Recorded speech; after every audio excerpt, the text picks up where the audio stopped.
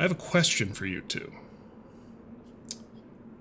In the village of Osk, far to the north of all the cities that we've ever talked about, on the continent of Concord's Reach, are you two already in trouble? Great question. Oh.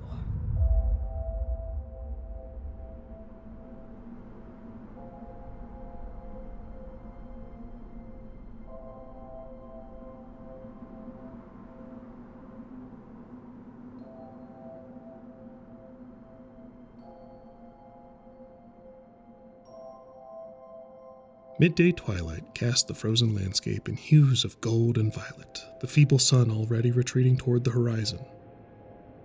It is not welcome here, not now, not in this place that desires not its warmth and has no patience for its shine. Soon the daylight will flee this land entirely, surrendering to the night's implacable grasp while it rallies its strength for the next summer. But, even as gloom claims the heavens, light is not banished. In glittering defiance of the driving, frost-sharp winds, smothering snow and ever deeper dark, the village of Osk crowds one bank of the Kin River. Within, light persists in the flickering candles set on windowsills, in the dancing flames of glass-paned lanterns that line Osk's twisting, slush-churned streets. The warm glow of roaring hearth fire fills the ever-dark rooms of the village in stubborn defiance of the pervading chill. Night soon comes to claim the sky, but light will last the winter here. It gleams off toothy smiles, shines off the steely rim of tankards, and glitters in the shimmering surface of stews. It glints from coins as they change hands, and flashes in darker alleys as knives are drawn and blood is spilled. Surely once some god of light looked upon this place and thought it unfit for life of any sort. But as the gods have long mocked the plans of mortals, so in turn have mortals ever scoffed at the limits God sought to place upon them, these fickle walls built of danger and good sense. And thus this village is, in spite of all, and thus life shines within. And there, amid swirling snow and ember lights, we start our story.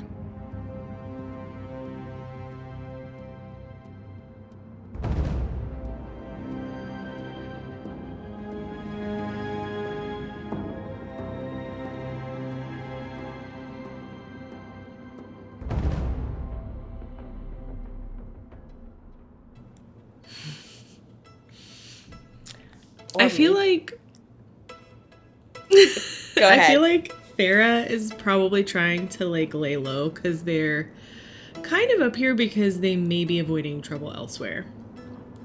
But she's not confident that her friend Skink hasn't already gathered attention. We were thinking the same thing. I was like, maybe you're getting me out of trouble. Also, we're going to go ahead and do the thing that we're going to do at the start of every day on the Nyx Archive, and we're going to roll for Pip, who would like to be evens or odds. I'll be evens. Okay. Evens, okay.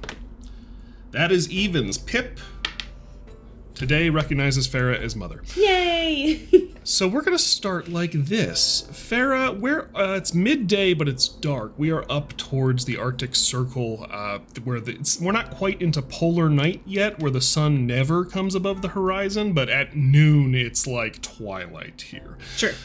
So Farah, midday, mid-afternoon, pretty dark out, Pip on your shoulder, our little ruffled, feathered, white, scruffed raven companion. What are you doing, not knowing where Skink is?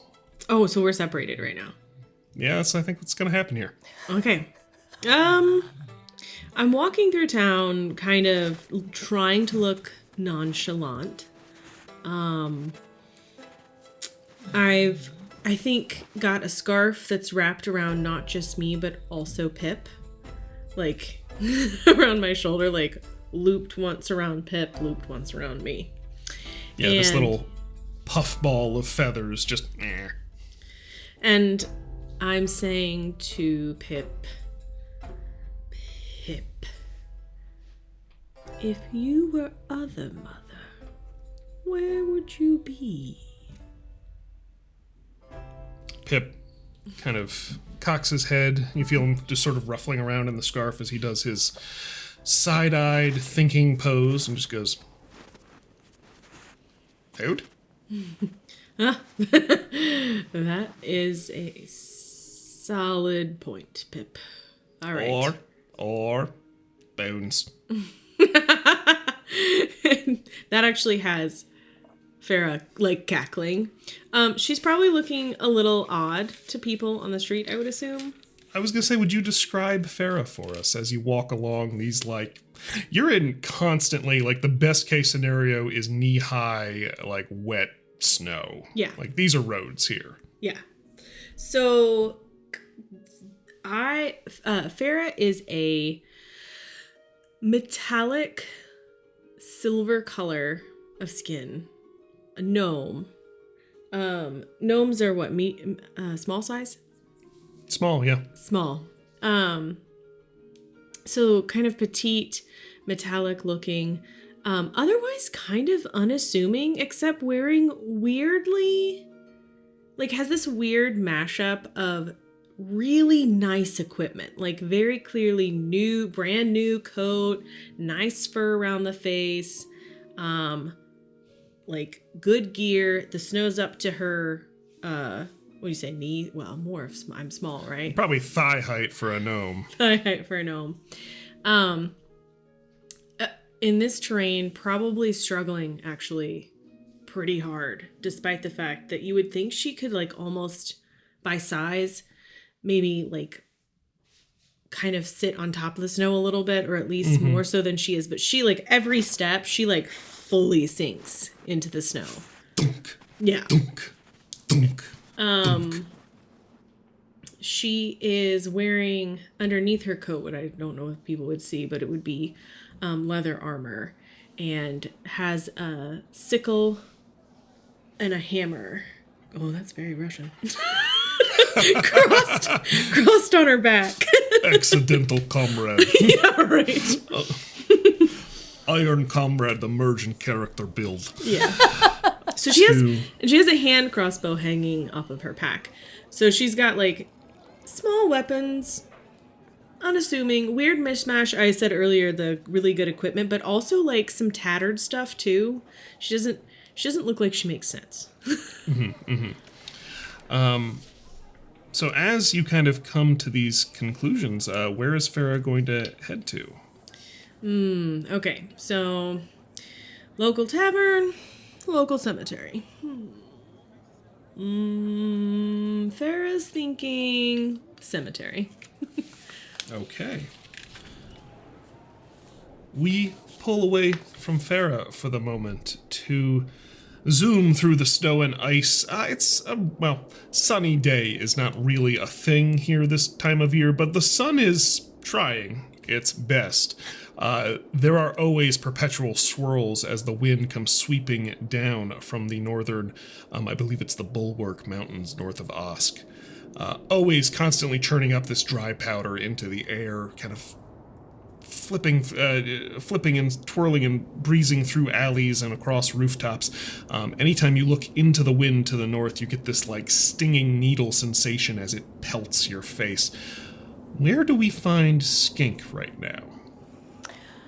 So, Skink's first stop was the cemetery, but I think by the time that Farah gets to the cemetery, Skink will be gone. So, in the snow, like, there will be footsteps to find. So you'll find me eventually. Very clear track left behind. Skink did go to the cemetery because it's always nice to know who's dead. You know, how many dead people you got? Are they freshly dead? Are they really old dead? Did a bunch of people die at the same time? You know, there's so many things you can know about the dead by just going and looking at the gravestones, or finding out, like, do they like their dead here? Are they taken care of? Will they notice if someone goes missing? Like, is this the kind of place where the graves are well tended or sort of ignored? And it's good to know Good to Skink, know. I'm going to give you the option. I think you've earned the first roll of the campaign here. I'm going to give you the choice. You can make a cleverness or a knowledge roll that reveal different things. But let's see what you learned from your cemetery survey. Also, band name. All right. Those are the same stat. So I'll or say like same level. So I'm gonna go with knowledge. Okay, take a roll. What do you want me to roll for that? It'll be 1d12 plus your knowledge score. And if you want to use the 12. So that's going to be a 6 total. 3 plus 3. 3 plus 3, 6 total. Not the worst thing in the world, but not incredibly insightful. You notice that, Osk has a pretty big cemetery. It's just like, it's... Well, you think it has a big cemetery. A lot of it at any given time is under, like, snowdrifts. But you notice the way the snow is kind of bumpy in different ways makes you think, like, I don't see the fence. It might continue a little bit further over there. Hard to say. But, seems big. It's a relatively small village in terms of, like, total footprint. But that's about all you get from it. It's pretty cold and pretty snowy out here. Okay. And, like, Skink also makes a mental note that, it's really hard to bury people when it's snowy all the time. It's very hard to bury people if there's ice. So Skink is wondering if there's like a lot of cremations done out here, and like maybe they have more burning ceremonies than burials. It's just something that Skink walks away with. Yeah, like ceremonial headstones maybe. Valid question. And then with all of that running around in my mind, I sort of goblin my way over to the tavern because Pip is right. Those are the things I care about the most. Also, it's cold out, and I just want to be warm. As Skink is walking away from the cemetery, Marissa, can you describe her for us? Yeah, Skink is a skinny little goblin. Not much to this body. It's a lot of skin and bones. She's very small. Her hair is very messy, and she likes it that way because then Pip will often make a nest in her hair. Her ears point out at like a real jaunty shoulder level. And her clothes are really buried beneath the giant fur pelt that she's covered herself with. Like, as a skinny little thing, she's not really good at keeping warm in this cold weather climate.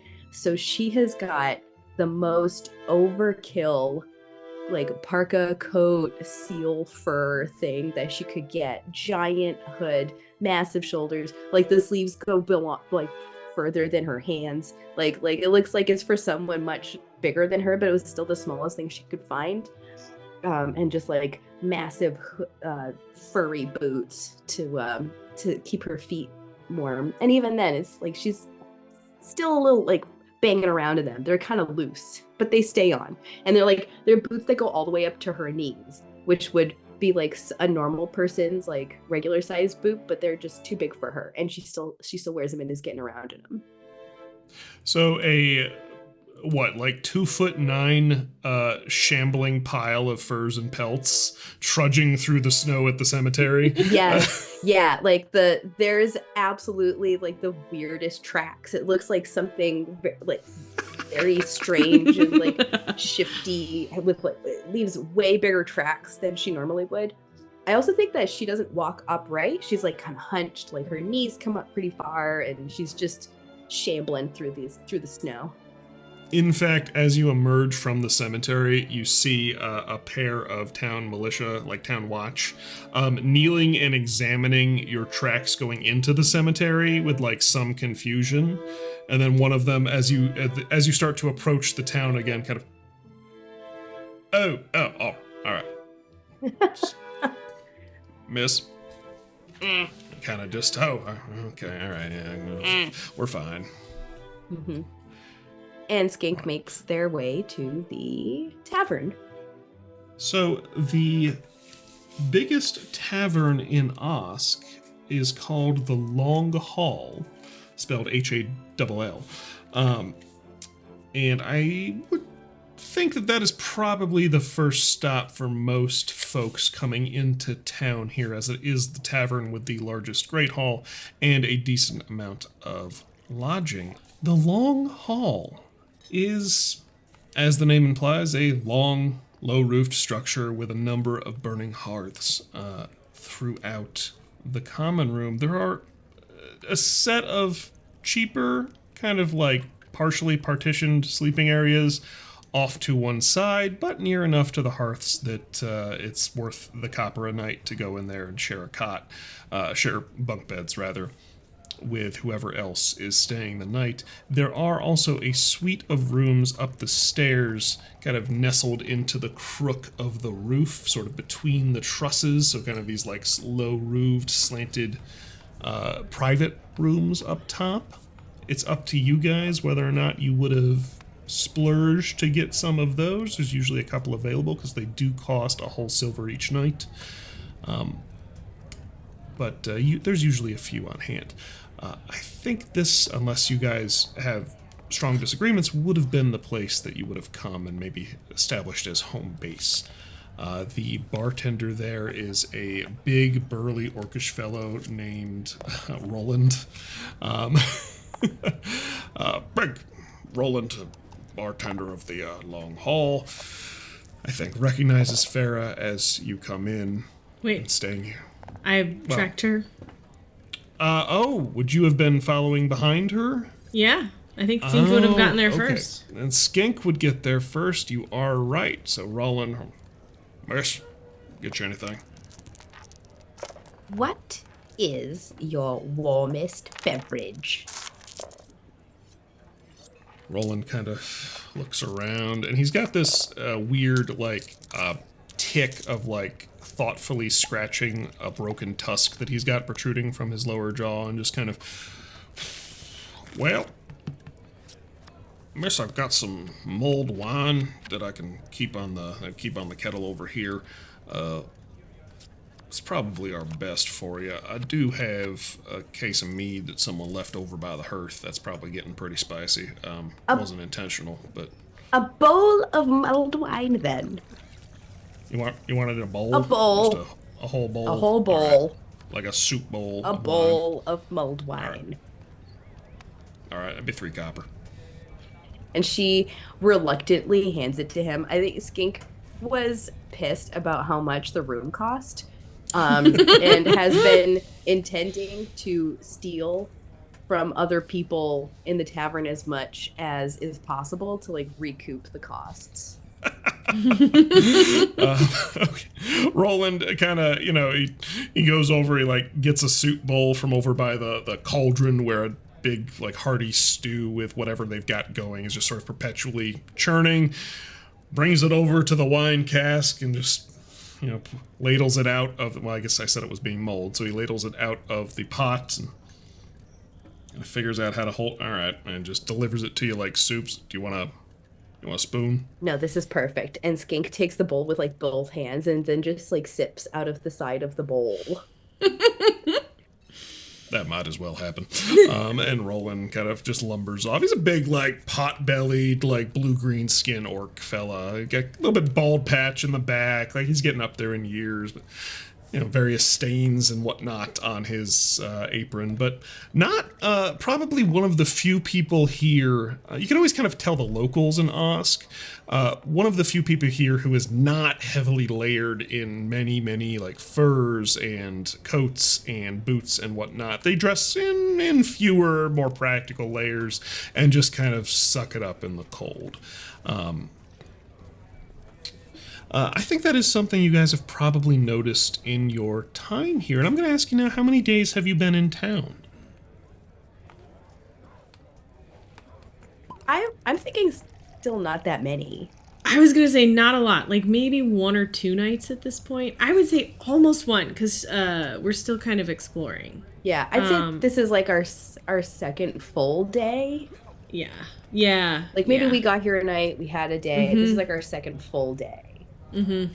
Yeah, that tracks. I'll say that I think is something you guys have picked up on as you've sort of explored the town and gotten a feel for the place, is like there are very clearly two groups of people here. The division you notice is there are the locals who live here, the townies, right? And then there's a lot of people like you guys who are like maybe a little bit more equipped, if not better equipped, but more equipped, carrying bags, carrying gear and equipment and weapons and whatever. A lot of people staying, like a disproportionate number of inns in town here. Everyone kind of coming through. Osk sort of a gateway town. It's almost like a gold rush, like gold boom type situation. Various locals really for or against this as their wont to be. But yeah, Skink, you settle into the corner of the tavern. Are you going to do anything else while you're here, or just sort of hang out? Can I take a look around and see who looks like either like the wealthiest person or the least perceptive person, like someone who's just like kind of an idiot who might not notice if their purse goes missing? Sure. Go ahead and make a, that'll be a precision check. So 1d12 plus precision. 1d12 plus precision. That is going to be a 13. 13 is pretty dang good. This is, of course, a D12 system for those listening at home. Or D12 as our base dice, anyways. Okay, so 13, pretty good. You notice a couple of people who look like they're doing fine. There is, well, 13 is pretty good. I'm going to give it to you in terms of, like, what you observe and then what, like, your tactical thieving brain would notice in terms of, like, what's a good idea. There is an elven woman sitting at a table across the hall who is very well dressed. Hair in a tight updo, very finely trimmed, like fur-lined, but, like, lighter weight, but still warm, like dark midnight colored robes. She's sitting and she's been having, you've seen her here a number of nights now. People come up and she has a conversation with them. Sometimes Gold exchanges hands, sometimes they just kind of interact for a while and then they go their separate way. Sometimes it's a whole group, sometimes it's one person at a time, but she's sort of running some sort of operation here. She has clearly not got a problem splashing money around, but I think Skink would have also clocked that she is very perceptive. Roland has a small cash box behind the bar. You actually think probably that's not where most of the money in this place is. The staff kind of changes it out. It goes wherever it goes at the end of the night. But he's selling drinks for a couple of copper, a couple of silver here and there. Probably not keeping an enormous amount of cash unattended on hand, but there's something tucked behind the bar there. And then as you're sort of making your sweep here, and I'm going to say at this time, Farah, you're probably approaching the outside if you're just following like Skink's weird shambling tracks through the town. Mm-hmm. You and Pip are approaching the long hall at this point. So you two would clock at the same time if Farah, you're coming in right now. A young human, heavily bandaged. He's kind of walking with a strong limp. And he's got one arm kind of like wrapped up in gauze, and like you can see some stained, bloody bandages on his arm, but very happy, smiling, raises a tankard up over at the bar next to Roland, goes, "Roland, another round for everybody!" and just drops like a handful of silver on the table and a couple of beer. "Oh, yeah, all right, cool." And Roland just kind of shrugs and starts dishing out tankards and just lining them up on the bar for anyone who wants one. That guy, Skink, I think you would pick out pretty easily as like, has cash, not paying a lot of attention, looks like he loses fights. Right? Noted. Duly noted. Farah, you come in. Yes. So Farah, I need it noted that she does not dislike Skink's mischief. But usually just tries to temper it so that they can get around without getting into too much trouble. She's watching this event occur. She clocks Skink. I would say would know what's going through Skink's mind. And just proceeds to the bar and grabs one of those tankards that's free. You see Pip kind of like starts to like poke his way and just does his like little exploratory beaking at the like rim of the tankard. If you bring it to your hand, like. Roland, sir, can I get a bowl of your stew, please?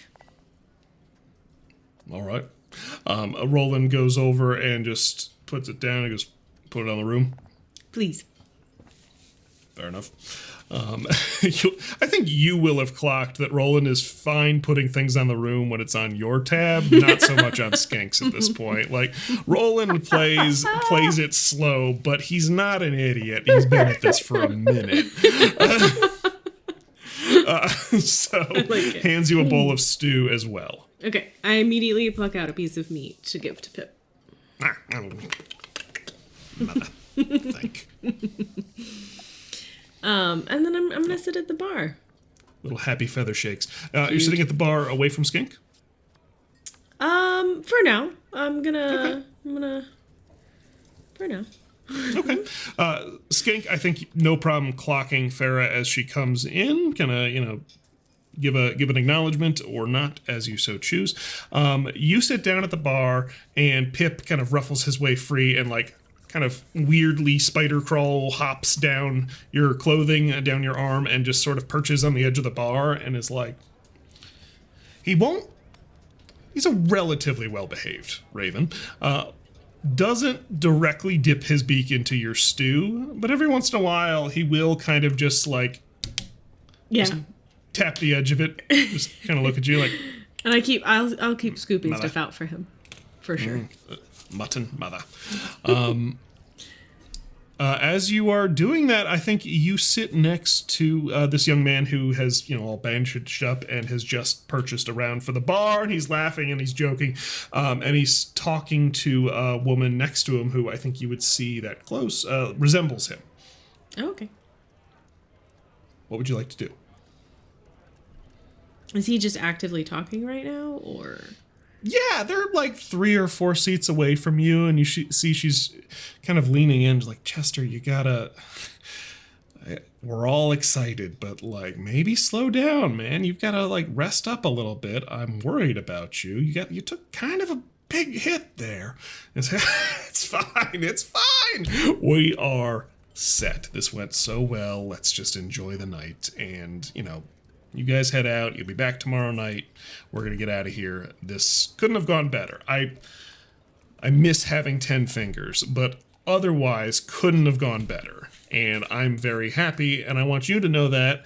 And I heard that alcohol is good for the healing process because it kills germs. So Farah is going to lean over and be like, Lad, what has you so happy this evening to buy me a free drink? I do appreciate it. You see that he looks over at you, and you, as you kind of lean closer, he's young. He's maybe 20, 21. Like, he's a young dude. But he leans over and goes, hey, great to meet. Great. Elbow shake. I can't do handshakes right now. It's still, hold on to my tankard here. I'm got a little banged up.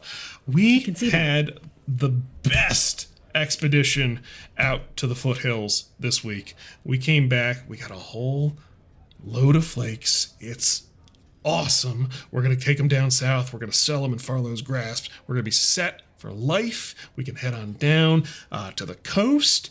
And I want to start a tavern. That's what I'm going to do. I'm going to start a tavern, but I do like ships. I might start a ship tavern. Does that make sense? Like a boat that is a tavern, and we could just sail to all. And you see the woman next to him kind of stops him and goes, Chester. My brother's overly enthusiastic. We had some good fortune on an expedition, and he's a couple of cups in. But, you see she's probably a couple of years older, and just, it's not that big a deal. But go ahead and roll cleverness for me. Okay. I was going to ask, would Farah know what flakes are? You would have heard something for sure, but go ahead and, after you do cleverness, tack on a knowledge roll for me as well. All right, my cleverness roll was 11. Okay. And you said knowledge? Correct. is a 5. Okay. Cleverness 11. The woman with him is trying to downplay his boasts. She's worried. Sure. You clock that pretty quick, and I think Farah well-traveled enough to be like, yeah, not great to just walk into a tavern and be like, I'm rich!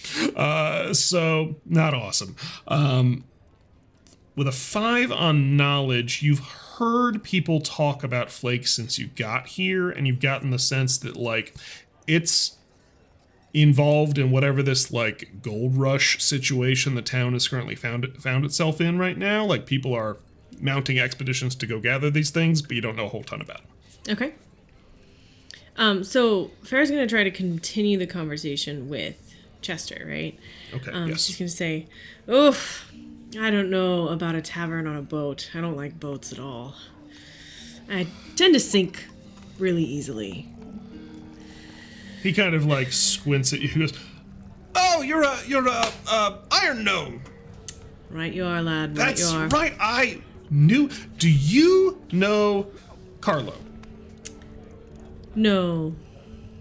No, he's about your height, and he wasn't iron. He was actually copper. I met him once. I come from the Iron Clan. We don't Right. really hang out with the Copper Clan all that much. So you don't. Okay. Well, I was gonna ask you to tell him I said hi, but I guess not. It's fine. It's fine. It's fine. I'll catch Sorry, up I to can't him do that for you. some other time. Yeah, well, so the boat was just a first idea. It could be a cart. Maybe you drink and we all work together to pull the cart around town to different places, and the cart's just a bunch of kegs, and that could be fun. I think. I don't know. I think I want to do something with alcohol and making money from it. That sounds good. Alcohol often makes people money. And you're imaginative. I'm sure you'll be successful. You hear Roland from the bar goes, not for him tonight. He's spending quite... All right. Chester, what are these flakes you're talking about? I'm not familiar with them. And you see the woman with him just kind of like, she goes to step in and then like gets distracted by someone on her other side who like grabs her and like trying to get her attention. So Chester just, he leans in and he goes, flakes are the best. I don't know the first thing about them really, but here's what I'll tell you. That woman over there is paying people to go out and find all sorts of stuff around here. She actually sent us out to get a scroll, if you can believe that, or whatever. But looking for the scroll, we found a whole vein of flakes, and we were just like, we're gonna do that, because it's way more money than she was putting up. We haven't told her yet. She might be mad. It's fine. Flakes are these little sparkly woodsits. You find them in the ground like iron ore, like gold, whatever. But they're all over the place up here. You just go north of the city, you head past the mountains, you start seeing veins of them. They glow in the moonlight sometimes. They're really pretty stuff. Little spicy to handle with your bare hands, but if you got gloves on, it'll be fine. All I know is you chip some of those out, you fill up a wagon, you fill up a pack, whatever. You take them down south, and wizards will pay through the nose for this stuff. We're going to take them down. We've got a guy in Farlow's grasp who said he would buy anything we brought back to him before we even came up here and met the nice lady there. And we're just going to do that. We found enough. We couldn't carry it all. We've got actually, well, especially because I got mauled slightly. There was a bear. It was a thing. I kind of gathered. Yeah. Not gonna lie, the alcohol's helping a lot on that front, doing a lot of heavy lifting with the agony. So we couldn't carry it all back. I dropped my bag, all that stuff. But my friends are gonna go back and pick it up tonight. I'm just gonna hold down the fort. They're gonna go out and get it. We'll be back in the morning, and bing bang boom, we're on the next caravan down south. We're all made men. It's fantastic. You gotta get in on this stuff. I'm just saying. Sounds like it. Interesting. Yep. Thank you for sharing your story. What mauled you? It was a dire bear. It was a big, looked like a bear, more of a tail on it, some spikes, It wasn't good. Popped right out of a snowdrift. Didn't see it coming. And slapped me around a little bit, and that was before Orlo kind of caught up and smacked it, and it went away. But took a hit. Bad time. Bad time. I'm going to get a gold finger made. You do that. I hope it works out. And he shows you, it's like his middle finger is what's missing. He's like, I'm just gonna flip people off in style. All right, well, I'm happy for your fortune, sir.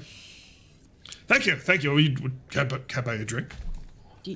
You sure. Roland, another round! And then you see his sister just kind of grabs him. Okay, you're done. And she kind of shuffles him off. You see, it looks like they've rented one of the private rooms upstairs for sure. And they kind of there's like two other people with them. There's a taller elven fellow who's in robes and whatnot, who's kind of like helping his sister herd him. And then he mentioned an Orlo. Well, I don't think you would know who that is yet. Okay. All right. At this point, I will go over to Skink. So, yeah. So when Skink saw you come in the door, I think Skink had like, deep in the bowl, give you a little wink, like, hey, and has just been sort of waiting for you to come over there. And I was like, okay, we'll find out what reconnaissance has been covered. And Skink's been listening. And I don't think that guy kept his voice down at all. No, most of the bar heard him. Yeah. So now I'm just like, waiting for you to come over so we can discuss a plan. Hello, friend. Friend. I'm sure you clocked that exchange. Oh, I Yes. did. But before we begin, you must try this mulled wine. It's delicious. And she offers the bowl over for you to have a little sip. All right, I try it. It is delicious. You are correct. Don't you I feel like 10 times warmer from the inside now. I can feel it all the way to my fingertips. As you kind of take it back, Pip pops over and lands on your wrist and kind of wiggle juice. Get fucked up, Pip. First F-bomb of the podcast. I'm amazed we made it an hour. All right. So before we talk about our good friend Chester over there, what did you find? Any information from the graveyard? Well, it's a pretty large graveyard, which, is good. Means a lot of people died here. That's always fun. But Bones. But it's very snowy here. I am hazarding a guess that a lot of people have been cremated. There's not a lot I can do with dust. Well, darn. Yeah. Yeah, So that's a good point. Did you talk to anybody? in the graveyard? No, not today. Okay. Not All today. All right. So we don't have to worry about any Not this holes that time. we need to cover up. Not this Okay. time. It was too cold out. It was too cold Yeah. to dig a hole. Frozen ground. Yeah. Makes sense. Yeah. True. So, Okay. what do you think about pilfering a flake or two?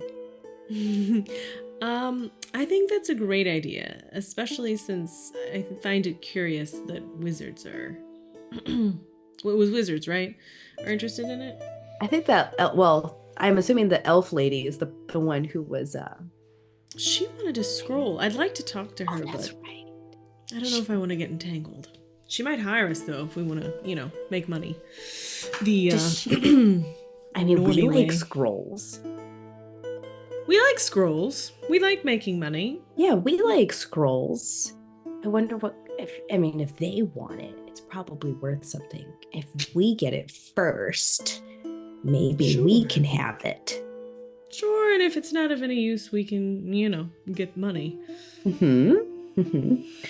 I don't know if I want to talk to her Do you think... I can do the talking if we feel like it's necessary, but we might be able to get more information out of Chester. Good call. Yeah. Maybe tomorrow. Did he say his friends are going back out to get the... He did say his friends are going to get the flakes? pack. They're going back if we want to know where they went when they got all those flakes. We could follow them. We could follow them. There is also a dire bear out there, which is something to consider. I mean, he looks pretty bad. True. But you know, I'd rather come across a dire bear than a man. In the woods. A toast to that, Farah. And Skink takes a big, hearty gulp of mulled wine. Here's to bears. Cheers to bears. Cheers to bears. Well, I also think that I'm not as stupid as Chester. And there's, it's probably his own fault he got mauled by that bear. Sure. Yeah. Yeah. No He's one certainly else in not the- smart when it comes to announcing his fortune. Absolutely. And no one else in the party looks injured. No, true. Good point. Good eye. What is your passive detection, guys? How do I know what that is? Underneath dark vision. Mine is 6. Okay. What would be my buff for? You probably don't have a buff for it unless you've done something very specific. Okay. Mine's 5. Okay. Both of you clock, not being particularly stealthy, people are moving in and out of the long hall pretty regularly. The door is kind of like tucked around its own little corner so the wind doesn't directly blow into the main hall. But both of you clock tall, thinner man step in from outside. I get this kind of wispy, thin, like salt and pepper beard kind of down to his chest almost, like poking out from underneath his hood. And he kind of pulls it back, just bald head, a little bit of like, almost like a monk cut of hair, just like thin around his ears and whatnot, but not, looks more from like lack of maintenance than it does like this is a fashion statement. Kind of looks around. And I think with your just passive perceptions alone, you guys see him come in. And unlike everybody else who comes in, goes over, grabs one of the free tankards that's still kind of on tap, or talks to Roland about food or whatever, he starts kind of like making a circuit of the place. And he's not trying to be very sneaky about it, but he's trying to be unobtrusive, if that makes sense. And he's just kind of like looking into all the nooks and crannies. All right. Kind of sighs and walks over and he asks Roland for something, and then Roland hands him a little mug of soup after a moment. Sort of sits there and sips it, and you see that he posts up in the corner so you can kind of keep an eye on the room. And then I say to Farah, do you think he was looking for Chester? Maybe. He looked like he was looking for someone. Someone or something, for sure. Maybe Chester. Should we go approach him, or I can approach him? He's gonna ask for another bowl. So As you guys are having this discussion, Pip flies away from the table and like perches in the rafters above this guy, and you see he's looking up at this bird. Covers his mug. Yeah. Get out of here. and then I go like, oh, there we go. I'll go get Pip. I'll go take care of this one. Excellent. So Skink sort of like shuffles over to the under the rafter, which is, so now she's near the man, and if he's like sitting at the bar, so the top of her head probably comes to like wherever he's seated, like his hips. So there's this like small He doesn't notice you for a moment. He's just like, what the hell did messy goblin comes up, and what is a raven doing here? It's just, and get then out of here. And then, like, from underneath him, he's gonna hear, like, "Hey, Pip, you want some wine?" Pip just and jumps down and like lands on your head. Perfect. So now there's just like the two of us right there in a stack, a little goblin raven stack, and and I don't know if I guess am I tall enough to be seen over the bar? Like if I approach the bar to ask for something, did they see me? Roland would typically notice you coming up if you like pressed flat against the bar. I think that might be stretching it, but as long as you're like a foot away, you know, the angle works. Right, yeah. Plus now there's a bird, so he could probably see the bird on top of me. Yeah, Roland definitely clocked all of this happening right here. And I was like, another bowl of mulled wine. It was so good. All right. You send the bird over here to pick it up first, or it doesn't matter. And he reaches over and takes the empty bowl from you and goes and fills it back up again and gives it back. Not a lot of health standards in this place. And then I'm like, Pip, say thank you to the kind gentleman. And then I'm assuming that this guy that's sitting there has been watching all this, and then Skink just looks at him and goes, "What, you've never seen a raven before in your life?" I have. I gotta get into the voice here. I've seen ravens before, miss. I haven't, didn't expect to see one up here in Osk, but, it's, fair enough. Animals with you, I take it. With us. At this point, Farah walks up behind her. Not much taller. Just not stooped. A fine crew you make there. He's got this very kind of like wispy, raspy voice. It almost matches his beard, actually. And then Skink says, "I noticed you're not drinking any alcohol, sir.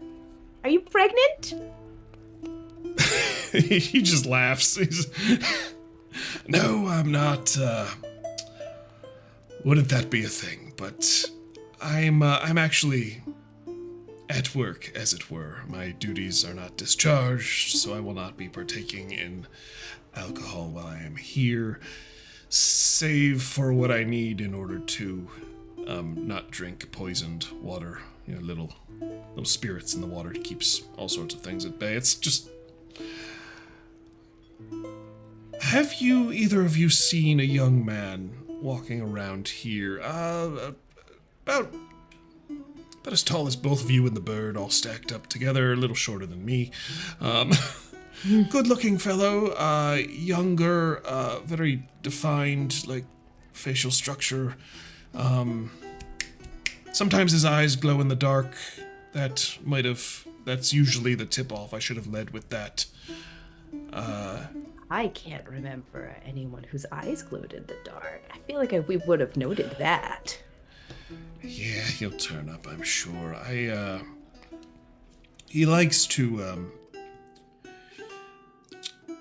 it just does that old guy thing where he, like, constantly sort of, like, wetting his palate.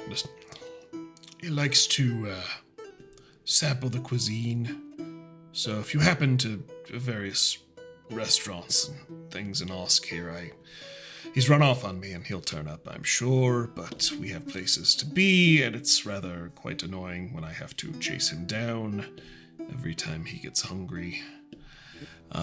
Is sample the cuisine a euphemism for something? Not to my knowledge. Okay. I suppose it could be. I don't think that's been going on. I could be wrong. Oh, right. But he is a bit of a gourmet, actually. He's he truly just calls himself a foodie, actually. But yes, he's I am staying over at the Midnight Sun. I think that was the name of it. Let me make sure. Come on, DM, new city. I'm staying over at the Midwinter Sun, which is not the Midnight Sun. It's a totally different tavern. But we have a set of rooms there if you happen to see a young man with glow-in-the-dark eyes who matches that description. Tell him to get back there, if you would. He sort of just takes a sip of his stew. We can do that for you. Do I don't, forgive me, I don't, I'm not out and about commissioning favors that often. Am I supposed to, I can give you stuff for it if you find him? Is that good? We like stuff. We like stuff. But Skink has kind of already lost interest in this. Yeah. And is like, he's looking for some guy who likes to eat. What a loser. And just has already started like shuffling back to the table without even saying goodbye. It's just like turned around. It was like, never saw him, can't help you. As Skink turns around, Farah, you clock, he kind of reaches in as he's like, I could give you stuff? I don't. And he pulls out like 3 platinum coins and is just like, Yeah, I like stuff. I can help you find him. Great. That would be a big help. I'll take those 3 stuff. I'm just kidding. I know that's a high price. Roll a cleverness. Okay. He's gonna roll against this, actually. Oh no.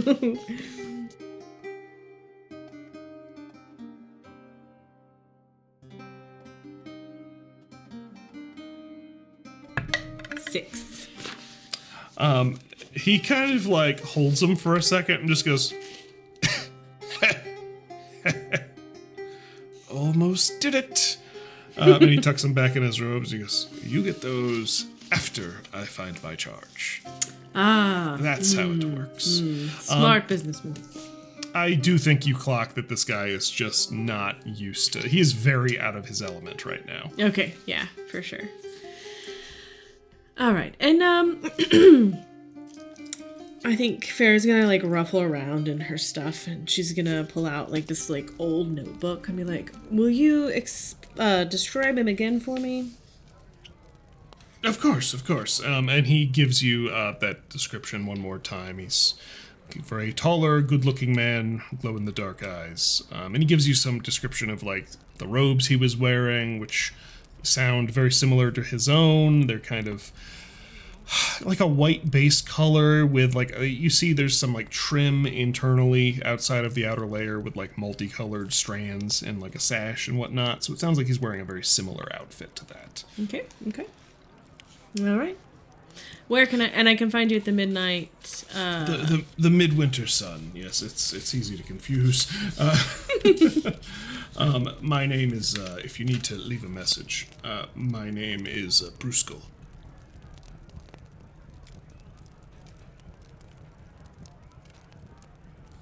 And by that, of course, Chris meant to say Brunskell. Brunskell. Because I can read my writing. All right, Brunskell. I will be in touch.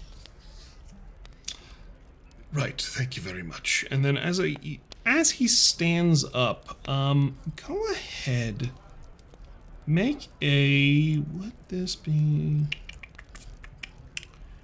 I'm gonna leave it to you, either precision or willpower check for me. We're gonna go with willpower. Lovely. 14. Woo! As he stands up, he kind of puts the mug down and gets up and he turns to leave. As he puts his hood up, you see just a little shimmer. And his face shimmers a little bit. And I think you clock with your enchanter abilities. You clock the hood he is wearing is actually a magical, it's causing a minor glamour on him. It's putting sort of a disguise on. And you just catch a little bit of distortion as he works through it. And then he makes his way out the door. All right. Skink, in the meanwhile, has like gone back to the table and is playing catch with Pip with like a little bone that she kept in her pocket. So they're just like tossing it back and forth. Just this little bone and catch. Pip's very happy, just hopping around. Mm-hmm. Mm-hmm. He's not good at throwing, but, he tries. Sort of just tosses it to you. Yeah. Toss it down and then I can like throw it again. I'm like, Yeah, oh, exactly. the cleverest raven that ever there was. Clever, clever, clever, clever. Well, I think our friend there is not who he says he is, or rather, who he presents as. You don't say. But if we do see his friend, I know you didn't care as much about this, but it was 3 platinum that we get from them, so Get out. yeah, right? Well, that could be interesting. That could be interesting. It could Eyes be that glow. interesting. Sounds interesting, right? All right. At this point, like, how close is it to bedtime? I know it's probably been dark for a while. Yeah, it's definitely been dark for a while. It's weird up here. You guys have only, you've bopped around town a little bit. It's probably getting more towards like dinner time now, like 5, 6 o'clock in the evening. But you are also welcome to have spent as much time in the tavern as you so choose. On your, hold on. On your passive perceptions alone, passive detections alone, rather, you had a 5 and a 6, if that's right? Yeah, okay. Skink. A couple hours later, you guys hang out, you have a meal, do your thing, you're conversing, talking about your next moves, the trip up here, the things you found that brought you up here. Skink, at one point, you clock the woman who was with Chester slipping out the door. Very clearly has her hood up and is trying not to attract attention. Okay. So I whisper to Farah, hey, this is getting boring. Let's follow her, see if something happens. Great idea. Let's Do you? it. Yeah, and I'm like, and I think there's a question in the invitation as like, this is what Skink's gonna do. Do you want to come? Yeah, great. Okay, cool, Yeah, cool. I'll follow. Yes. As you guys get up and move to leave, Pip dives into your hood, Farah, and just hunkers down into stealth mode. Cute. Are you guys attempting to sneak behind this woman and surveil her? What's the plan of action here? Yeah, We could pretend to be drunk. I stumbling did out have the door. 2 bowls of mulled wine. I In a don't- tiny body. in a tiny little goblin body. So this is definitely some alcohol fueled fun, but we're pretty practiced at getting into trouble. So I feel like, I think Skate's got a overconfident sense about her. So she's like, yeah, I could be like so sneaky. I could be the sneakiest, So we're sneaking.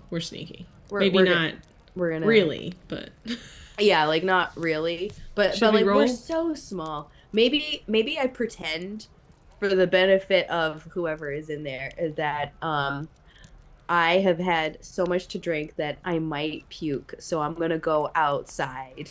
So I like clutch at my stomach as I go out the door and sort of like exaggeratedly use the railing and walls to like get my way over to the door in like a hurry, like, oh no, I hope I make it in time.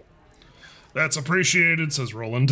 Farrah's totally playing into or with it. So like she's like, everybody watch out, coming through. We've got somebody ill here. Yeah, Okay. Farrah's going like, I'll take care of her. It's all right, everybody. She'll be fine. Happens all the time. Not a lot of question on you leaving the bar this way. I will say I will present you with an option to actually follow the woman through town. You can roll stealth to remain undetected and unseen. That will be a precision roll. However, because of the wine, I'm going to say that Skink is going to roll that with a d10 instead of a d12. And, it is what it is, and if you get detected, it's going to be maybe raise some suspicion. Alternatively, I will let you guys roll together with a cleverness roll to just act like drunken fools. But the downside will be that people will know you're there for sure, no matter what you roll. So, I think we should be sneaky, and then if we are detected, act like drunken fools.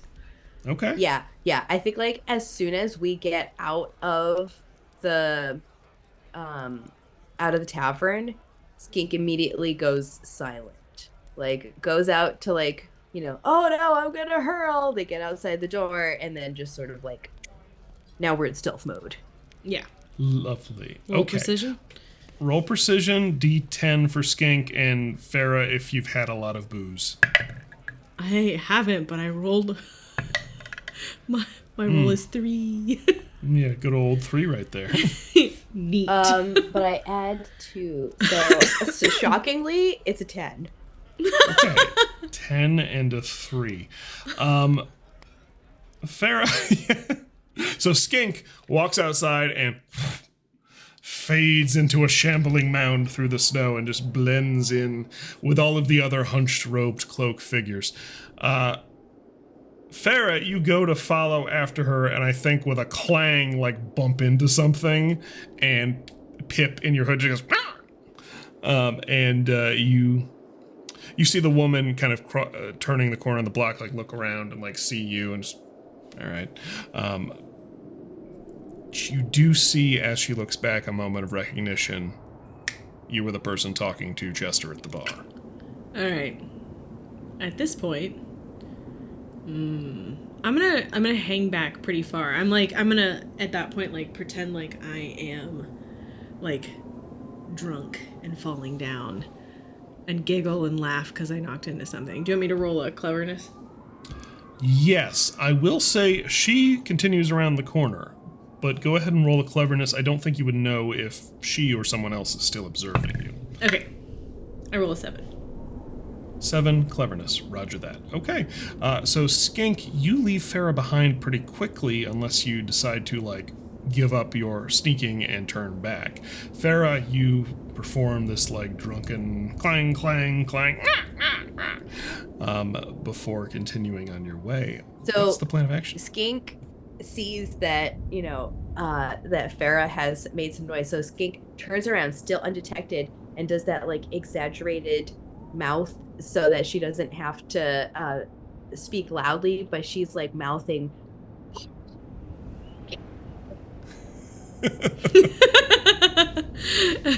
And kind of like subtly, Farah does 2 thumbs up. Okay, so huge goblin mouth just lip syncing. yeah.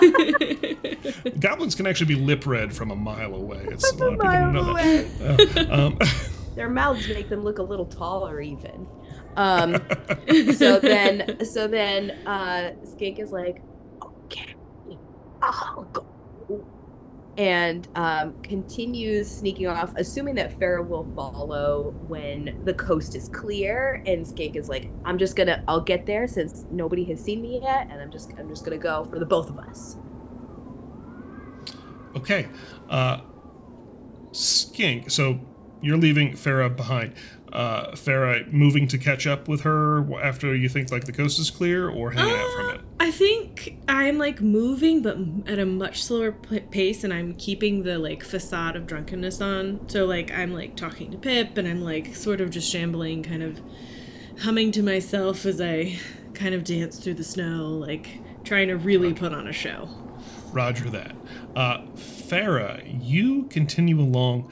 You see this woman, turns a corner again, and you're able to like keep her in sight. Is joined by that like taller elf figure as she goes, and they kind of continue forward together. You saw him in the bar as well, helping Chester up the stairs. They are heading, looks kind of like northeast towards the outskirts of town. Kind of, not taking like a super circuitous route or anything, but they take a couple of corners that you realize with your like proficiencies that like they're just checking. Like it's a veneer of caution to like see if someone is actively tailing them, but you don't think they have made you. She reaches it looks like a outfitters, kind of like a combination of like a stable and like a general store towards the outskirts of town. Another figure emerges heavily laden down with like furs and blankets, and hands them both large sacks, large backpacks they look to be empty right now. They're just kind of passing them around, very lightweight. This person is actually a centaur, you see. All of them are dressed heavily for, you would think, an overland expedition out here in the elements. The centaur is distributing a number of what appear to be empty load-bearing equipment, sacks, like backpacking gear, duffel bags, that sort of thing. Centaur carrying the brunt of it, frankly. As you guys watch, they exchange a few words. As Skink watches, they exchange a few words. How close are you getting, Skink?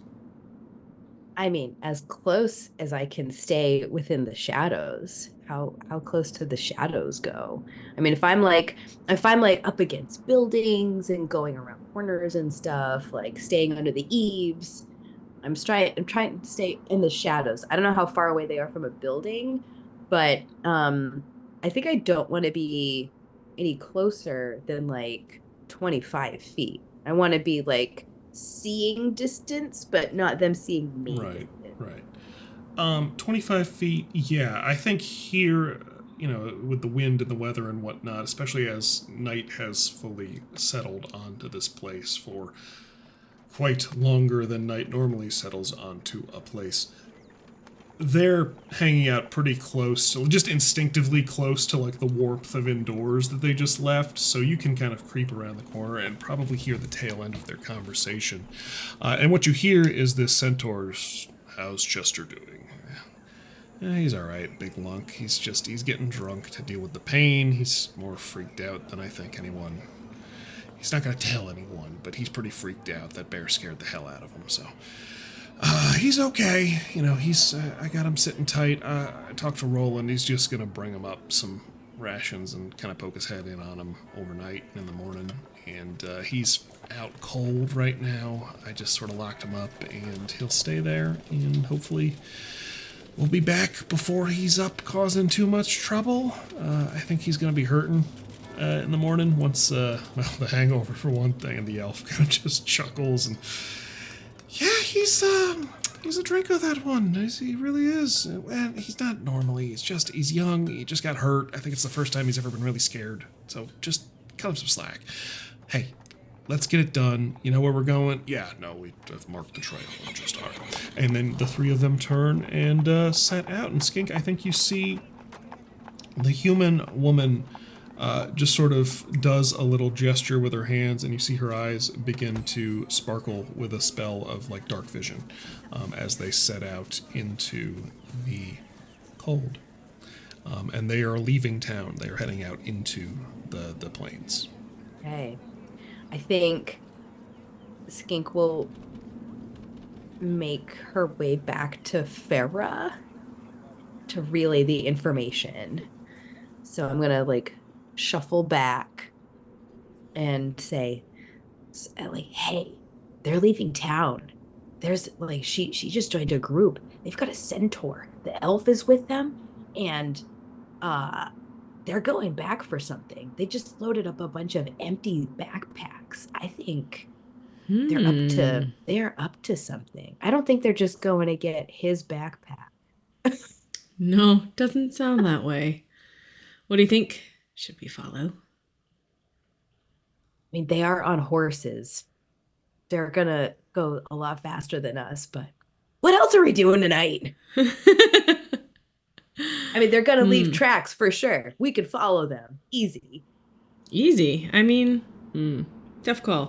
We could look for the glowy-eyed kid. Guy? I don't know. We could get a good night's sleep and then try to follow their path in the morning if we're curious, or we could follow them now. Or we could go play with Bones in the graveyard. Play with Bones. We don't know where the glowy-eyed guy is. We'd have to go looking a bunch of places we're not sure about. Well, he likes food, supposedly. Oh, that's true. We could just... How many taverns does this place have? Great question. Great question. You've noticed more than a town this size probably should. Uh-huh. So, a lot of legwork. And he's a gourmand, so we can rule out all of the lesser ones. Anything that looks like a True. cheap dive, he's not there. True, true. Yeah. So I guess the question is, do we want to search warm places or cold places? Skink, I'm gonna leave that one up to you. And one of those has a dire bear. You're not scared of a little bear, are you? I'm not scared of a little bear. You said, how much did that guy say he was going to pay you? 3 platinum? 3 platinum. But if we follow the other people, there's like untold riches. I mean, those flakes seem like they're worth a lot. We don't know if they're actually after flakes, but There could also be a scroll. there could also be a scroll. And if they're leaving at night, whatever it is worth so much. I don't know, man. I mean, like, we got this far. We've been in this city for like a couple minutes. We could go out, right? We could go out. Let's have a little fun. We could go out. We could go out. If we wait till morning, they'll be back. Yeah, they'll have gathered what they wanted. Maybe the dire bear will go after them, and then we can snag whatever they're after. Yes. Mhm. Yes, Mhm. of course. Yep. All right. I'm in. Let's do it. Okay, you guys are setting off into the wasteland to chase after this trio in the night. Do you both have dark vision? First question. I do. yes. Perfect. Okay, then. I love your face right there where you're like, listen, you could have stayed in the village. You could have hung out with the rich people. You could have had second dinner. You could have had like second fancy supper. And no, you decided you want to go out into the cold in the middle of the night, following people you don't know, finding you don't know what. Like, okay, guys, that's your call. Okay. Great. You guys set off into the wilderness. Are you trying to catch up to them or simply follow their trail? I would Follow. say catch up a little bit, but not like too far, not too close. Okay, so setting a hard pace like briefly and then settling in just to make sure you stay like on the fresher trail. Yeah. Right. And I think I Gotcha. would have relayed to Farah, like, hey, that bitch has dark vision. That bitch did something to her eyes. Oh, so she has some ability to use She's magic. got something. She's got something going on. She's got something. The All human right. lady did something to her eyes, so we shouldn't get too close because she'll see us. Noted. Good catch. So, the 2-foot, almost 3-foot goblin, shambling pile of rugs, the 3-foot metallic gnome and their pet bird set off into the, for them, waist-high snow north of Osk, into the Arctic tundra, Yeah. chasing fun. after the elf, the human, and the centaur on horseback. And go. Go ahead and roll, both of you. You guys hike, you're following the trail. Easy enough to find. There was fresh powder down.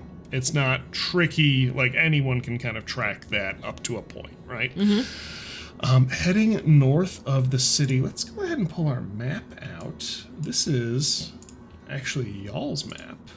This is the map you guys found on your previous adventure. To our dear listeners, we'll talk more about what Skink and Farah got up to that led them to this place in coming discussions. But part of what their haul was a lovely old map that they are filling in with the modern things as they find them.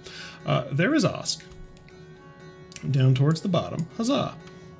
You guys are heading, I said northeast is what I said, I believe. So heading kind of a thiswardly direction.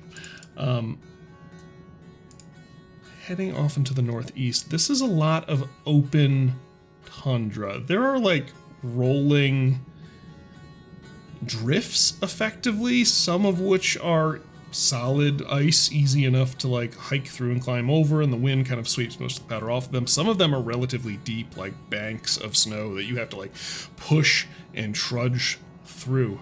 As the darkness settles in, both of you have dark vision, not the worst thing in the world. As the darkness settles in this like later evening space, I want you both to go ahead and roll a fortitude and a might check for me. 2 separate rolls. And that's the D12, right? Yes, D12 plus fortitude, and then D12 plus might. Okay. I have a 8 on fortitude. And a 12 on might. All right, I got an 8 on fortitude, and a 3 on might. Oh. Okay. That's okay. So, with 8s on your fortitude rolls, neither one of you, after, we'll say 2 hours of trudging through this type of terrain, neither one of you suffers the exhaustion affliction yet. So that's great. As you press on, the might roll was to see kind of how well you're forging through these snowbanks. This is an act of like physical prowess, of athleticism. I think Farah, you're definitely taking the lead on this and sort of acting as an icebreaker for Skink, who is struggling to keep pace. But we'll say that you did well enough that breaking a trail, you exceeded the target I was looking for by a good bit, so you are breaking the trail and forging a path ahead. Okay. I have a question. Yes. I have a water skin, and I'm going to ask Skink, do you have a little, like, bowl or mug or something? I think there is like definitely something bowl-shaped or like cup-shaped in my bag. There's a medium chance you still have the wine bowl from the tavern. True. Okay, good point.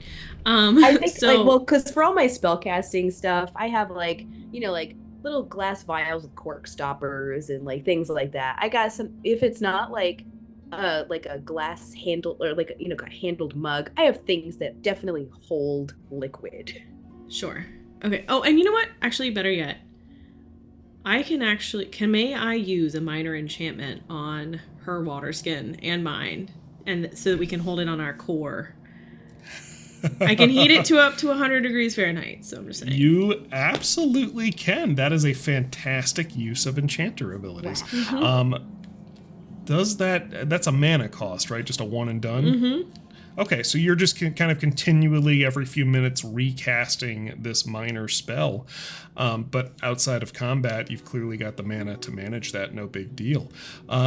So, Skink, I think you guys probably used this technique to get to Osk in the first place, because like there's a lot of tundra between Osk and the next closest place, which is not a warm place to begin with. So like this is routine for you guys. But yeah, as you go and Skink, as you start to maybe fall behind, and poor Pip is just like shaking frost off his feathers in your pack there, Farah begins to heat up these bottles using her enchanter abilities and uses them as heat sources to keep you guys warm. We are going to say that makes traversing this significantly more comfortable, and I'm going to be a little less cruel about exposure to the elements, which is what we were building towards as hours stack up out here. Yeah. Am I disappointed? Slightly. But excellent problem solving. Yeah, and I think like all the time, Skink is just like, this is going to be worth it. This is going to be worth it. This is going to be worth it. Just to know what's going on. Just to know what's going on. And it's just like constantly muttering to themselves like that, like this, the payoff will make it worth it. And like as soon as Farah shares this little warm bottle of water, it's like, oh yeah, this is no problem. This is no problem. It's like totally a problem still, but like it's going to be fine. I'm going to be fine. So that being what it is, the next question I'm going to ask you guys is how, in terms of hours, how many hours are Farah and Skink willing to push on into the night following this trail before you decide to turn back? Not knowing how far they'll go. Great question. I feel like we would definitely do a vibe check after 1 hour because we still have to walk back. So I'm going to say the point you guys are doing the bottle thing, we're about 2 hours into the hike out. Oh, that was... Okay, we did a vibe check at an hour and we thought, yeah, this is fine. And now it's been 2 hours. I'm like, how long can you keep up this water bottle spell? I mean, pretty continuously, but we do want to make sure that we don't get too tired, and we can't rest out here, like we'll freeze to death. No, we can't rest up here. And I think Skink probably imagined that they were going to go somewhere and come back like before Relatively daybreak, quickly, yeah. and was not thinking like, wait, did they leave town before everybody on purpose and they're not coming back? Are they not coming back? I think Farah had the idea that they wouldn't have gone far as well. So she's like, at 2 hours in, she's like, all right. At this point, we could turn back. They might catch up to us if they do come back this way. So we want to keep that in mind. Oh, if they catch up to us when they come back, I wonder if they'll carry us the rest of the way in. No, Skink, no. I think they're going to know what we were doing. Ride, mother, ride. Maybe Oh a my ride. God, you too. Yeah, like he's not riding.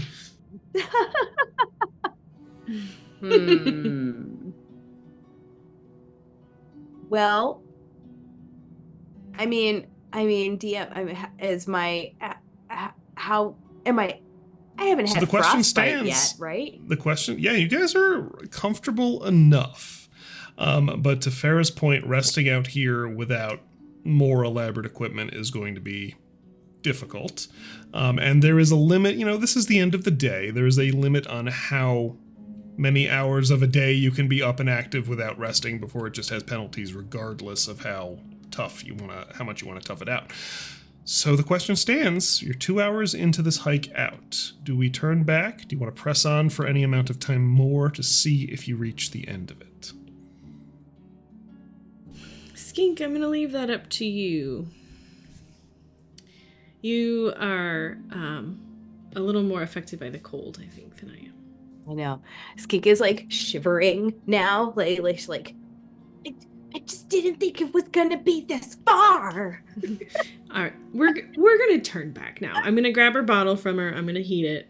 I'm gonna give it back to her, and let's keep moving. We'll just turn back. You'll stay warm.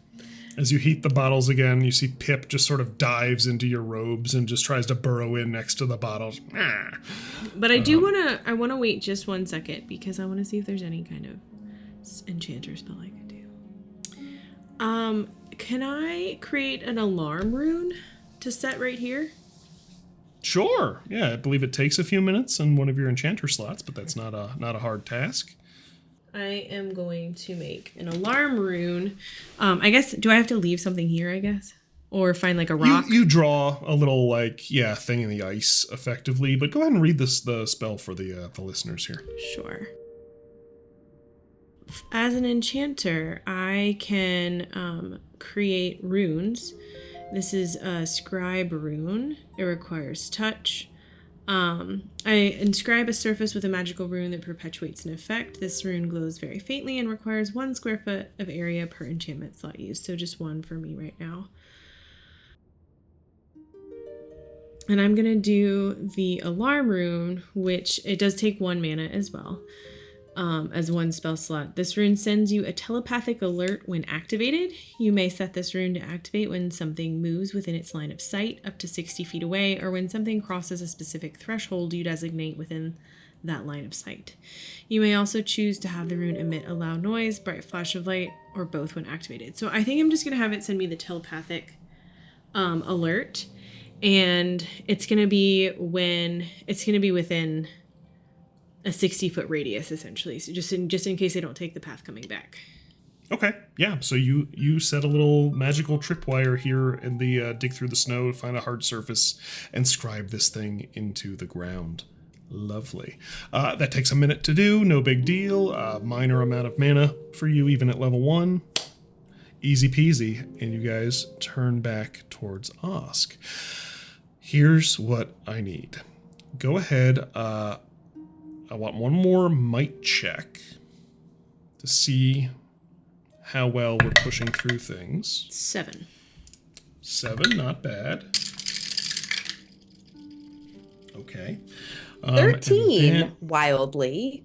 Oh, you also got a crit. Yeah. Nice. Okay. That water bottle is working. Yes. Go ahead and take yourself a fate point there as well for the crit. For those listening along at home, hi, how you doing? Relict gives you several options when you roll a 12 on a d12, a critical success. Option 1, you can roll it again and explode the dice, adding 2 rolls together, potentially doing something almost impossible. Option 2, we have things called critical effects. They tend to trigger when a specific action is what caused the crit. For example, a critical effect on a weapon might inflict bleeding or additional effects, or with certain spells have critical effects to do extra bonus cool things when they happen. And option 3 is what Marissa is taking for Skink right now, which is called a Fate Point. That's when you get a crit. You don't really need anything else in that moment, but you don't want to waste that bit of good luck. You can save them for later. Spending Fate Points is a free action, and you can use them for any number of effects. You can spend multiple on some bigger effects, but they do go away at the end of an adventure arc. So use them or lose them. And we're back to it. So you go ahead and crit on that, and Farah is still going strong, so blazing the trail back through. I rolled for the weather. It did get slightly worse, and the trail is starting to become harder to see heading back. However, renewed vigor, not really just a new thing to be doing, turning around, going the other way. You're warmed up a little bit. You guys blaze a quick pace heading back, and before long, even with the worsening weather and the somewhat murkier trail kind of starting to be covered over by snow and ice and snow being stirred around and covering up the tracks, you spot Osk in the distance. The lights in the dark are easy enough to see, and you vector off in that direction.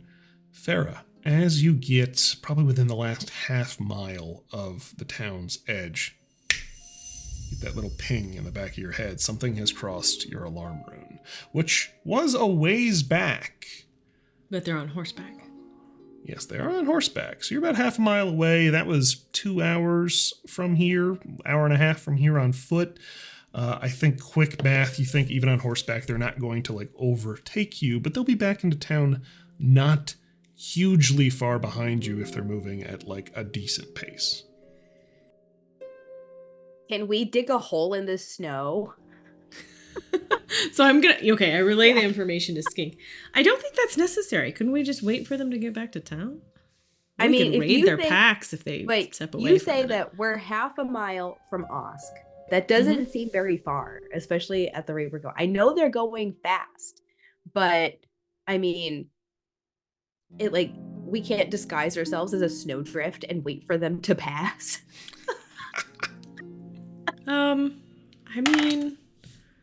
I don't feel like we have to. I think we can get back. Okay. It will definitely be another so you would know even horses out here in the snow and everything, they're not galloping. They're just moving at a comfortable, trudging pace that takes the weight off the people, especially if they're laden down. There'll be another at least hour, probably more. They're probably, if they picked up, filled up those packs with anything, they're probably coming back moving at your pace or slower. It's just that they can do it without getting as exhausted. Right. So I assure you we can get back. It's okay. Okay. That's fine. And I think because of that high roll I got before, Skink just feels like they got exercise today. Stayed warm. Maybe they were singing songs while they were, trudging along, all of Skink's favorite travel songs, and was like, this is the best. This is the best. I'm having a good night. Maybe you can the weather is weird, but I'm just out with my 2 favorite beings and I'm just having a good time. I don't care. Just tucked in next to the water bottle, Pip is just Exactly. I was like, fine, I'm just gonna take this energy all the way back to town. What a night. You guys get back to town without great incident. What is your course of action as you get back to town? I think you're getting tired at this point, but you could keep going if you wanted to. You're not dead on your feet. So we've been out for 4 hours. Just a nice Arctic hike. That means that, does the town shut down overnight? Is it 2 o'clock in the morning? Is it 3 o'clock in the morning? What's going on? Yeah, so at this point, let's see. You guys left getting after dinner time. You've been gone 4 hours. It's probably pushing midnight at this point, maybe a little bit earlier. But here's the thing about Arctic town with a massively overblown lopsided solar cycle. I think Osk is one of those places that, like, everyone's circadian rhythm is so messed up that it's not like they roll up the sidewalks because people just start keeping whatever time makes sense for their businesses. Everyone drinks all night. It's one of those places. Yeah, it's just like, yeah, some people went to sleep when the sun went down, and some people didn't notice the sun was up today. It's just, you know, it is what it is. So the town's not sleepy. No, it's just like, yeah, it's always night here, so we just sort of make our own hours. All right. I think we should maybe try to find ourselves close to where they met up, maybe? I would like to see them come into town. Yeah. I would like to find a place to, like, hole up and observe. Yeah, maybe we can position ourselves at some doorway and pretend like we're just having, you know, a conversation outside, like two normal people outside of a or building. passed out. I mean, you were running out vomiting. Or passed out. That's right. We could just follow that one to its natural conclusion. Of course, we're passed out outside.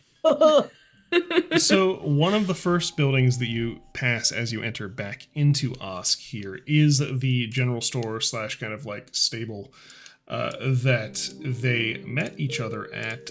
You see there is a battered old, not like beat up in terms of battered, but like frosted over many times, always kind of permanently wet. It does a number on stuff. But there's a little placard hanging there that says, I can't keep that dice in my hand.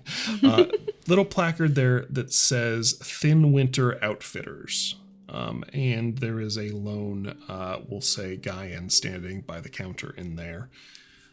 Just sort of, and he sees you through the window pane as you're like stopping and discussing what to do. And you just see that he kind of like notices you guys. And, I don't like being noticed. We're pretty recognizable. Let's, but we're not doing anything. I feel like often we are perceived as suspicious even when we don't want to be, so... Really? Pip pops out of your hair. Bounds! So, I don't know if we should stay here. This is not, I mean, this is his place of business. He's going to shoo us away. Should we find, like, somewhere more natural that we would crash? I think I'm just following you right now. Okay. Or we could go in like we are intentionally trying to get stuff in. Maybe that's less suspicious. Yeah, let's go in and ask for hangover cures from the general store, and one of us will post up at the window and just watch. I like it. It's a good idea. Yeah. Okay, so you guys head inside, a little bell ding-a-ling-a-ling as you pass through the doors. Oh, close the door, close the door. Door closes. It's chilly in here. Actually pretty chilly in here. You realize that like most places you've gotten used to like walking in and like feeling the warmth of like a hearth fire just constantly being stoked to like keep the temperature up. And in here it's better than outside, but it's just like it's a cold room with like candles in it. And I think you see the Gaian, who are these like worldkin kind of like land-based people throughout Rubica. He is an ice Gaian or a mountain Gaian. And so you'll see a taller, leaner figure, very plainer features that look like they're cleaved out of like facets of glacier. A little stony complexion, icy complexion, but he kind of smiles as you come in. Hello, welcome to Thin Winter Outfitters. How may I help you? We feel pretty terrible. Do you have any hangover, like ginger candies or something like that?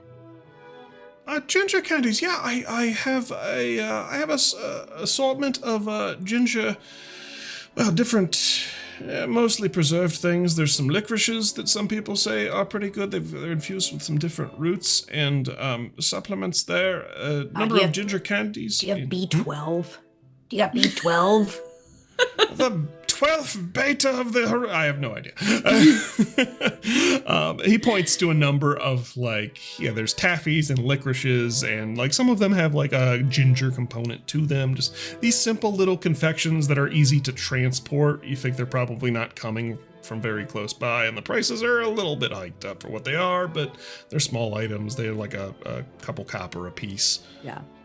I think Skink is going to take her time sort of pawing through everything, like reading labels and examining things and like giving her unsolicited opinion The about label's like just candy. the best, yeah, and like talking to him about the best hangover cures and how good the mulled wine is, assuming that Farah is watching out the window while she takes care of this. If you're truly in some need, I've got a number of simple potions here that might help with that instead. Oh, tell me about your potions. I have a few healing potions available here. They get bought out pretty quickly by the various expeditionary teams leaving town constantly, but I try and keep a steady supply coming in. Nothing too fancy, and you see he shows you what are a couple of just basic healing potions for sale.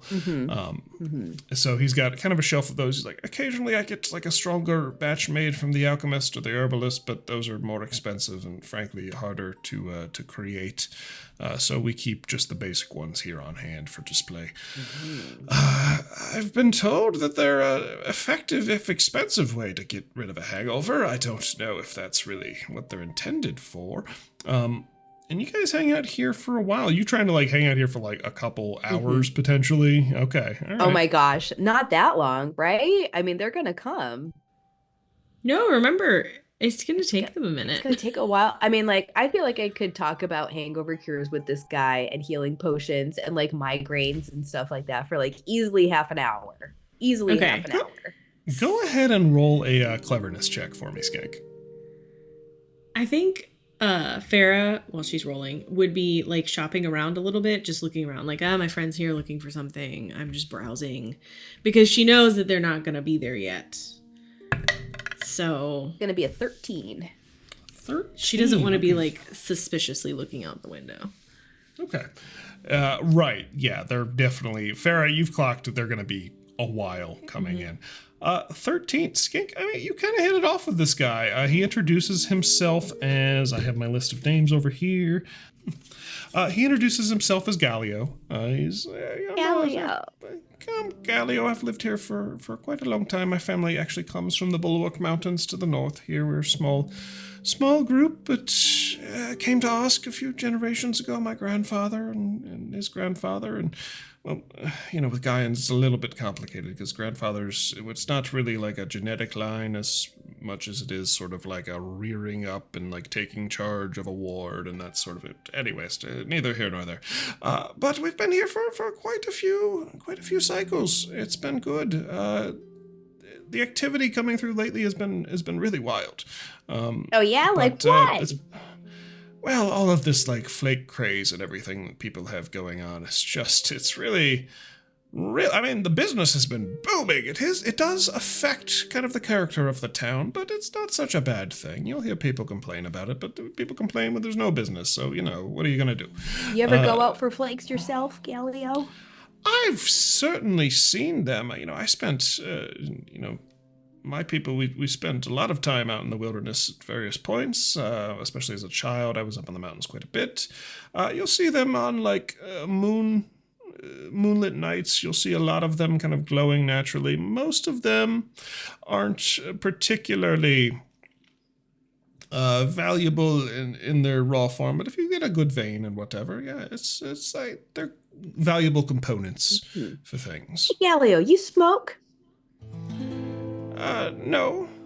Oh, I like Skink had this idea that like to keep talking, but also like go outside and watch, that they should all go outside to smoke. I love it.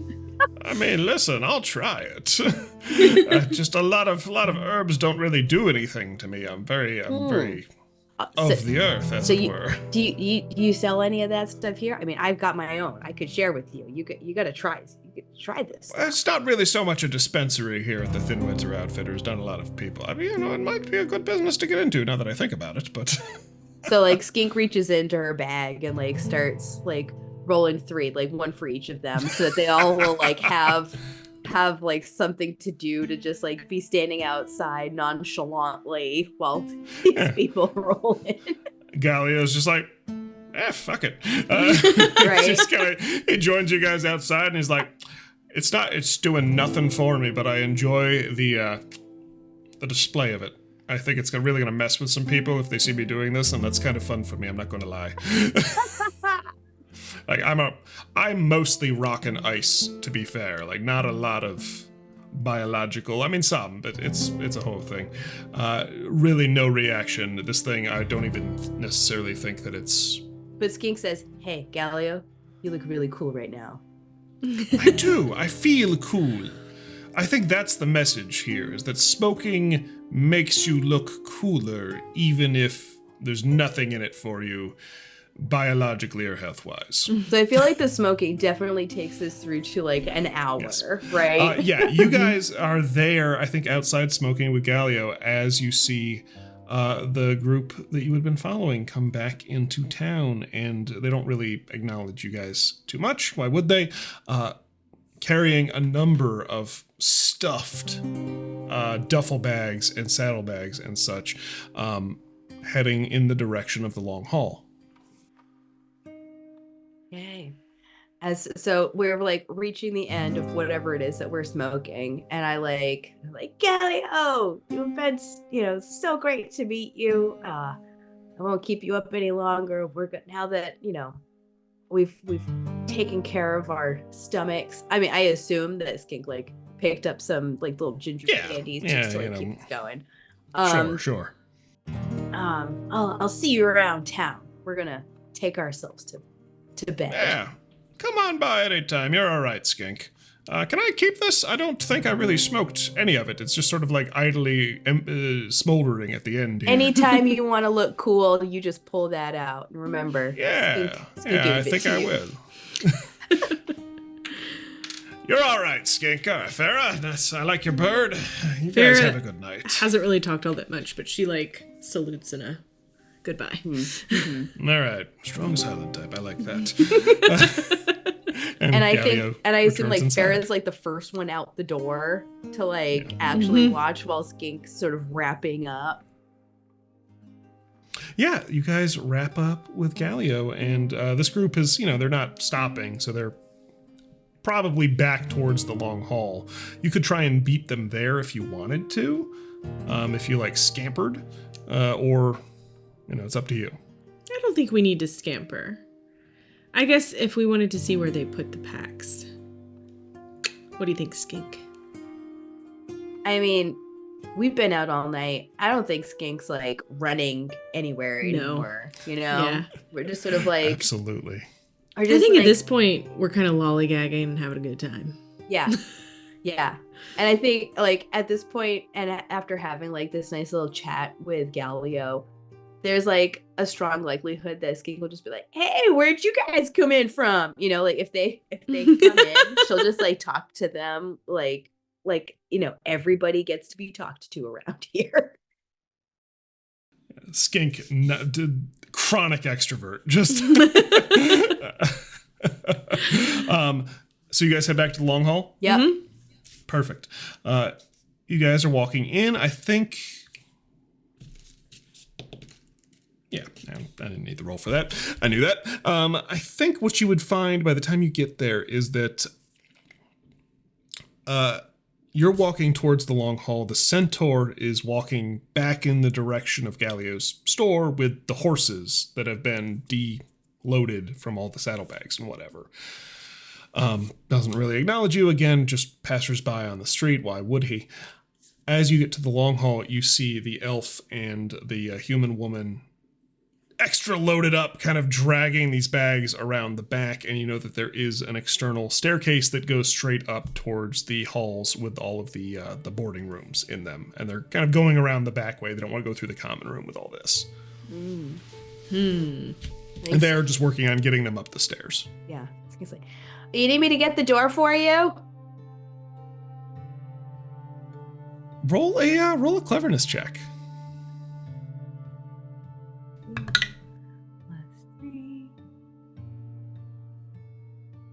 roll. It's only an 8. It's only an 8.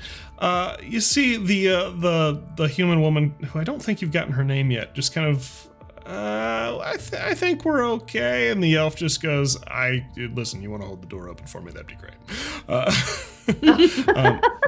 So you got follow them up to the top of the stairs and hold the door open, and the elf starts, thank you very kindly, and he starts kind of just loading. It's like unloading just a shitload of groceries, right? Where it's just like, okay, yeah, there's no way we're getting all these in one trip, but like they very clearly, I think as you guys sort of interact with them passively, very clear they don't want to leave the bags out of sight anywhere. Like they're moving in such a way where it's like it's not the most efficient way to get things into the inn, but it is such a way that both of them can always have an eye on all of their cargo here. So they're kind of like pulling, one of them is like shuttling things up the stairs, the other one is like pushing it through the door and like looking down the hallway. And you guys, it takes a few minutes. They've got 6 or 7 like big stuffed duffel bags and a couple of like smaller containers. I appreciate you doing that. Let's all get out of the cold here. You guys have a good night. And they walk down the hall towards the rooms, kind of just like shuffle, dragging, pushing all of these things sort of down the hall, just bump, scrape, etc. Yeah, I mean, our rooms are down there too, right? Yeah, no, I think you guys, I'm going to say you guys have a room that's closer to this door, so they're heading down the hall a little bit, but like you're renting hotel rooms in the same hallway, effectively. Yeah. So you guys head over to your room. It's been a long day, honestly. Like you got a good hike in that was sort of unexpected. You pull out your key, you unlock the door. I think as you're kind of settling in, sort of maybe slyly keeping an eye on these guys down there.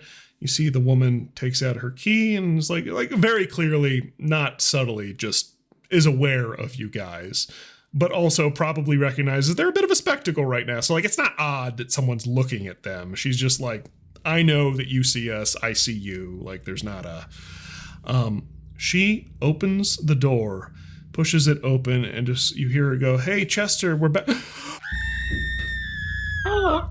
Screams, blood curdling. And you see she jumps backwards and the elf rushes into the room. What do you do? I grab my sickle. And I run to the door. Because, I mean, someone screams. You're like, I'll help, right? Yeah. Skink is holding back for a second and just like kind of hoping he's dead and like that I can do something with that body later. Skink has intrusive thoughts. Yes. Roll for intrusive thoughts. Farah, you rush down the hallway. You draw your weapon. You see the elf looks to you and, no, he ran into the room. The woman looks to you and like tenses and like reaches for her own weapon, but then kind of recognizes that like you're not coming at her, you're heading to the door. And she just has this moment of panic and you see that she's starting to like, she's shaking and like tears are kind of coming down her face. You round the door and you see the elf is like crouched over a bunk in a room much like your own. On it, blood spray lining the walls, is the young Chester with his throat raggedly cut. Ooh. And that is where we are going to leave episode 1 of the Nyx Archive. Oh my God! Whoa! Thank you for joining us this evening. My companions have been the lovely Maddie Hammond and Marissa. Montero. I don't know if I've ever actually said your name out loud. I'm just realizing I've known you for like 10 years now. Who uses last names? Right. Marissa Montero playing Skink and Maddie Hammond playing Farah. I've been everybody else. Thank you for joining us. Good evening or good day. I don't know where you are. It's fine. Goodbye. You have just finished the first episode of the Nyx Archive. How we feeling? If you enjoyed that, the second episode should be up right now so you can continue this frozen adventure with our diminutive dungeon delvers without delay. I certainly hope you enjoyed it as much as we enjoyed making it for you. If you're listening to this as a podcast, you can check out the YouTube version over on the Houndsong Games YouTube channel. It's got artwork, special effects, character art, and all sorts of fun stuff, and our beautiful faces. On the other hand, if you're already watching this on YouTube and you want something a little bit more portable, easy to listen to in the car, there is obviously a podcast version available on the app of your choice. The Nyx Archive is the official Relic RPG actual play podcast by Houndsong Games. I would know. I'm Houndsong Games. I created the Relic RPG system from the ground up. I do all of the artwork, game design, illustration. I already said illustration. It's fine.